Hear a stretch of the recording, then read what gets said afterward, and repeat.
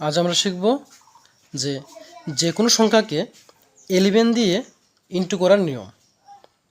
11 দিয়ে যে কোনো সংখ্যাকে যদি আমরা ইন্টু করি তাহলে প্রথমে লিখব আমরা যে ওই সংখ্যাটার ওয়ানসের করে যা থাকবে তাই লিখব।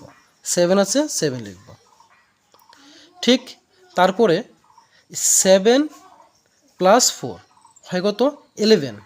11-এর 1 লিখে দেব। ক্যারি 1 থাকে, এই ক্যারি 1কে 4-এর সাথে প্লাস করে দেব। 4 প্লাস 1 হয় 5। এখানে 11 ইন্টু 38, তাহলে 8-এর 8 লিখব। 8 প্লাস 3 হয় 11।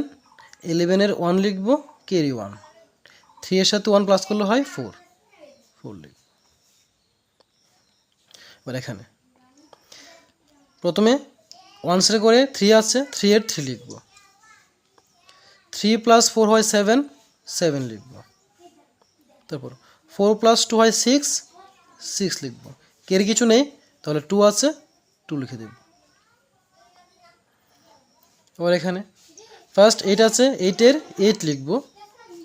এবার 8 প্লাস 4 হয় 12-এর 2 লিখব, ক্যারি 1।